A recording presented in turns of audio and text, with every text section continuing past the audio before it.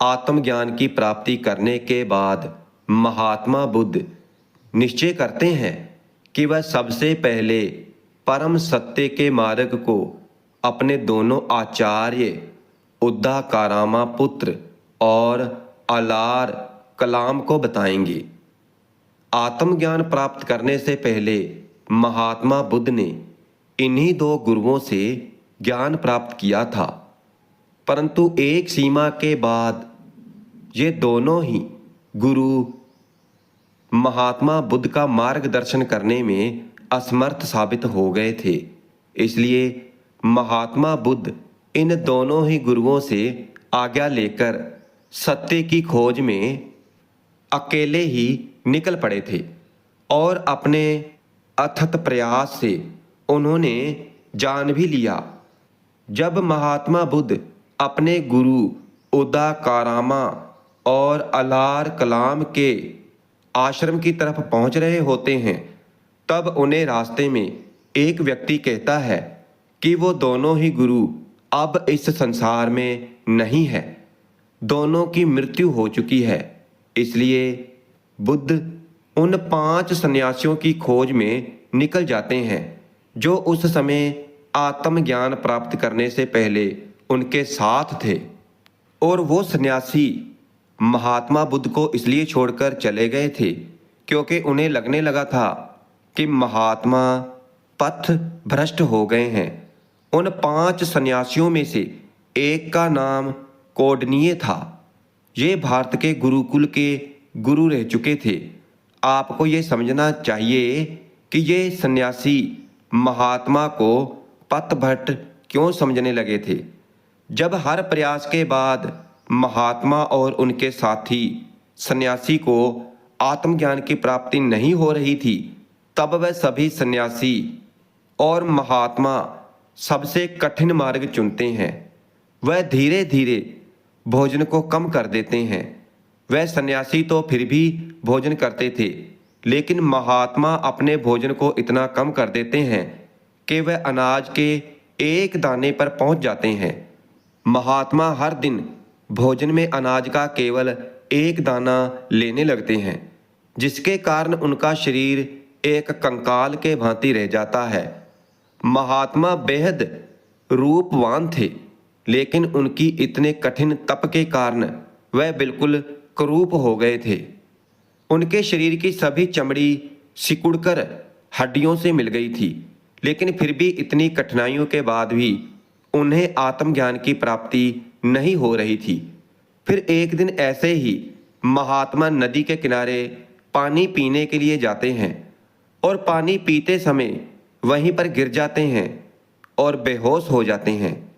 ये देखकर एक स्त्री दौड़कर उनके पास आती है और उन्हें पानी पिलाती है। उस स्त्री का नाम सुजाता है, जो कि पास के ही गांव में रहती है।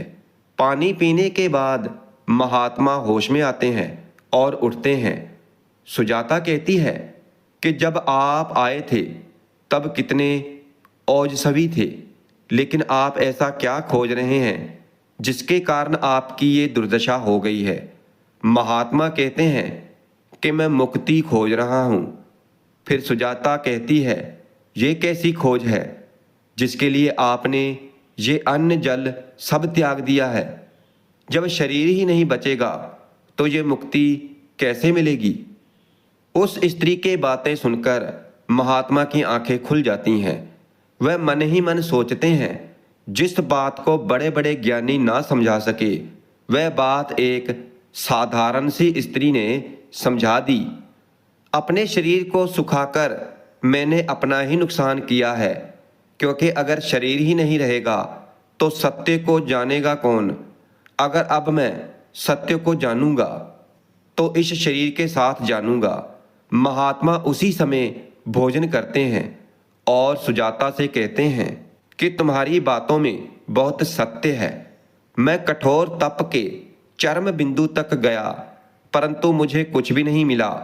मेरी भ्रांति को मिटाने वाली तुम प्रथम गुरु हो। जब ये बात महात्मा के सभी सन्यासियों को पता चलती है कि महात्मा ने कठोर तप त्याग दिया है, तब वह सन्यासी उन्हें पथभ्रष्ट कहते हैं और उन्हें छोड़कर चले जाते हैं। परंतु महात्मा सत्य की खोज में आगे बढ़ते हैं और कुछ ही समय बाद उन्हें आत्मज्ञान की प्राप्ति हो ही जाती है। तब वह सन्यासी उन्हें पथभ्रष्ट कहते हैं और उन्हें छोड़कर चले जाते हैं। परंतु महात्मा सत्य की खोज में आगे बढ़ते हैं और कुछ ही समय बाद उन्हें आत्मज्ञान की प्राप्ति होती है। अब हम वापस आते हैं जहाँ पर महात्मा बुद्ध उन 5 सन्यासियों को खोज रहे होते हैं जो उन्हें पथभ्रष्ट समझकर छोड़कर चले जाते थे।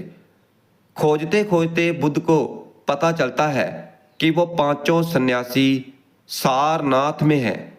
ये पता चलने के बाद महात्मा बुद्ध सारनाथ की ओर प्रस्थान करते हैं। सारनाथ एक जगह है। जब बुद्ध सारनाथ पहुंचते हैं तो वह सन्यासियों के आश्रम की तरफ जाते हैं।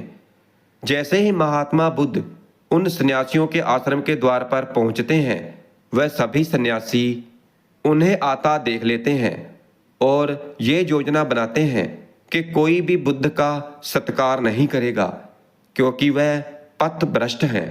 जैसे जैसे बुद्ध आगे बढ़ते हैं, वह 5 सन्यासी बुद्ध की तरफ आकर्षित होते जाते हैं। वह बुद्ध के चरणों में गिरने से खुद को नहीं रोक पाते।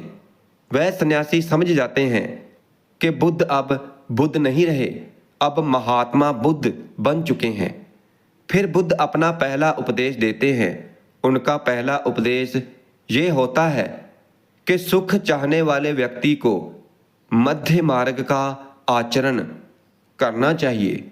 उन्हें ना तो सुख की अति में पड़ना चाहिए और ना ही दुख की अति में। संसार में प्रत्येक प्राणी दुखी है, ये सत्य है।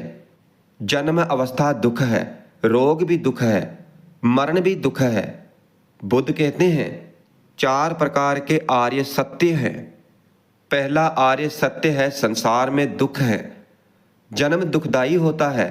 जब एक माँ अपने बच्चे को जन्म देती है, उस समय उसे ना जाने कितना दर्द सहना पड़ता है जो असहनीय होता है।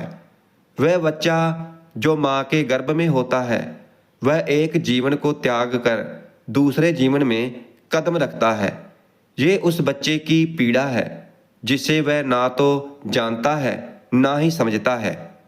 और पीछे वो संसार यानी कि माँ की कोख जिसमें वह पूर्ण सुरक्षित होता है, वह उससे छूट रहा होता है। बुढ़ापा दुखदाई होता है। महात्मा बुद्ध कहते हैं व्यक्ति कितना भी ज्ञानी समझदार क्यों ना हो, उसे बुढ़ापे में दुख भोगना ही पड़ता है। शरीर जर्ज हो जाता है, याददाश्त कम हो जाती है और जिसका जीवन बीत रहा है उसे एक दिन इस स्थिति से गुजरना ही पड़ेगा। बुद्ध कहते हैं बीमारी भी दुखदाई होती है। मनुष्य के अपने जीवन में बीमारी के दुख को झेलना ही पड़ता है। ये ऐसा दुख है जिसे मनुष्य को अपने शरीर में सहना ही होता है। और बुढ़ापे में तो बीमारी हो ही जाती है, शरीर कमजोर हो ही जाता है, कई बीमारियों के दुख को झेलता है। मृत्यु दुखदाई होती है। बुद्ध कहते हैं जिसने इस धरती पर जन्म लिया है उसकी मृत्यु जरूर होगी। मृत्यु का दुख बेहद ही दुखदाई होता है।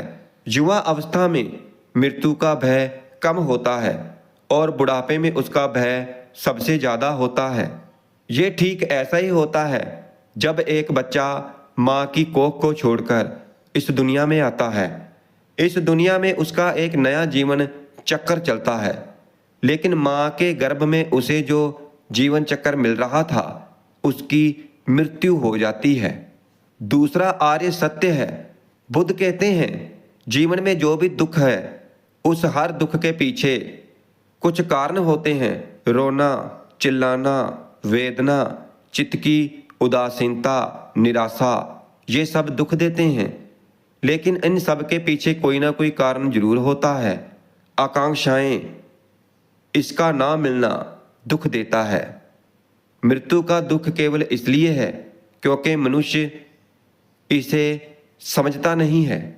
वह उसके लिए ये एक नई चीज है जिसके लिए वह तैयार भी नहीं है। मनुष्य का खुद को किसी से जोड़ लेना भी दुख का कारण बनता है।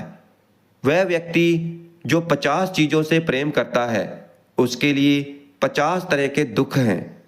भोग की कामना, दुनिया में रहने की कामना आदि भी अंत में दुखदाई होते हैं। तीसरा आर्य सत्य है, दुख का निवारण है। बुद्ध कहते हैं कि यदि दुख है तो उसका निवारण भी जरूर होगा। यदि हम दुख का कारण समझ जाएं तो इसका हल भी हमें मिल जाता है। लेकिन किसी भी दुख की क्षमता को हमेशा हमें समझना चाहिए। जब दुख आए हमें उसे रोककर देखना चाहिए कि यदि दुख है तो किस कारण से है। यदि हम उसका कारण समझ पाते हैं तो इसका निवारण भी हमें मिल ही जाता है। यदि हम किसी से प्रेम करते हैं और उस प्रेम के कारण दुखी हैं तो अवश्य उसमें हमारा कोई लोभ छुपा होगा। हम किसी से कोई कामना करते हैं और जब वह पूरी नहीं होती तब हमें दुख होता है। वास्तविक सुख तब तक नहीं मिल सकता जब तक व्यक्ति कामना से आजाद ना हो जाए, अर्थात वह अपना सभी काम कामना रहित होकर करे। चौथा आर्य सत्य है, दुख के निर्वाण के लिए अष्टांग मार्ग। महात्मा बुद्ध ने जीवन को सरल बनाने के लिए अष्टांगिक मार्ग दिया। इस मार्ग पर चलने वाले व्यक्तियों को जीवन में किसी तरह के दुख का अनुभव नहीं होता। इसका मतलब ये नहीं कि उन्हें दुख नहीं मिलता, दुख मिलता है, लेकिन इस मार्ग पर चलने के कारण वह उसे आसानी से समझ पाते हैं और उसका निवारण भी कर पाते हैं। यह अष्टांग मार्ग है जो इस प्रकार है। सम्यक दृष्टि, इसका अर्थ है कि आपके देखने की क्षमता ठीक हो। इसका आशय ये है कि आप जो भी देखें उसे सही दृष्टि से देखें और उसमें अपने विचारों की मिलावट ना करें और किसी भी चीज को देखने की नजरियों को बदलें। किसी भी चीज का केवल छोटा पहलू ही मत देखें बल्कि उसे पूर्ण रूप में देखने का नजरिया बनाएं। सम्यक संकल्प, इसका मतलब होता है सही संकल्प लेना। ऐसा संकल्प लेना जिससे समाज से लेकर मनुष्य तक का विकास हो, साथ ही नैतिक और मानसिक विकास भी संभव हो। ये संकल्प देश, पात्र और समाज के लिए कल्याणकारी हो।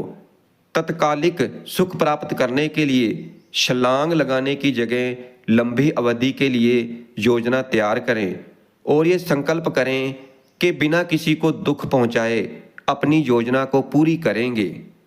सम्यक वाक, इसका मतलब है कि ऐसी वाणी बोलें जिससे किसी को भी तकलीफ ना हो। किसी के सामने कुछ भी बोलने से पहले अच्छी तरह सोच विचार कर लें। सही समय पर ही सही बात करें, झूठी बातें ना बोलें। सम्यक कर्म, इसका मतलब है कि ऐसा कर्म जो समय, देश और काल के अनुसार उचित हो। हम अपनी बुद्धि से ये निर्णय ले सकें कि हमारा कर्म कैसा हो जिससे किसी को कोई हानि और दुख ना हो बल्कि देश और समाज की उन्नति हो। सम्यक जीविका, इसका अर्थ होता है ऐसी जीविका जो बिना किसी लालच और धोखे के कमाई गई हो। जो ईमानदारी से जीविका कमाई जाती है उसे सम्यक जीविका कहते हैं। ये जीविका उनके संकल्प का एक हिस्सा होती है जिससे उनके चेहरे पर एक चमक उत्पन्न होती है। सम्यक प्रयास, मनुष्य अपने जीवन में गलती करता रहता है, उसे उस गलती से सीखना चाहिए। एक ही गलती को बार बार करना गलत है। जब हम पहली बार गलती करते हैं तो हमें उससे सीखना चाहिए, उस गलती को सुधारने का प्रयास करते रहना चाहिए। सम्यक स्मृति, हमारा दिमाग कई तरह की लालच और लोभों से भरा रहता है। उसकी स्मृति में कई तरह की गलत बातें आ जाती हैं। बुद्ध कहते हैं अपनी स्मृति को साफ करो, अपने विचारों को अच्छा रखो ताकि तुम्हारी स्मृति भी साफ तैयार हो और उसमें कई किसी भी तरह की मैल या गंदगी ना हो जिससे व्यक्ति सभी चीज़ों को साफ और स्पष्ट देख सके ताकि उस पर उसके गलत विचारों का प्रभाव ना पड़े। सम्यक समाधि। ऊपर के सभी 7 मार्गों पर चलने के बाद 8वां मार्ग सम्यक समाधि का आता है। जब व्यक्ति ऊपर के सभी मार्गों को अपने जीवन में उतार लेता है, तब वह व्यक्ति इस सम्यक समाधि की तरफ बढ़ता है। यह वही स्थिति है जब किसी ध्यानी को ये अपने ध्यान के अंत में प्राप्त होती है।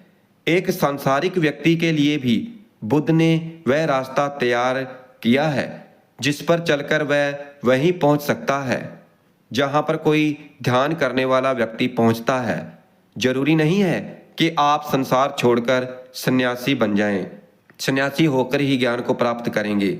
आप बुद्ध के इस अष्टांग मार्ग पर चलकर भी ज्ञान को प्राप्त कर सकते हैं और समाधि को प्राप्त हो सकते हैं। हो सकता है कि महात्मा बुद्ध की कही सभी बातों को आप ना अपना सकें, लेकिन अगर आपने से थोड़ा सा भी अपने जीवन में उतार लिया है तो आप जीवन का रूपांतरण कर सकते हैं।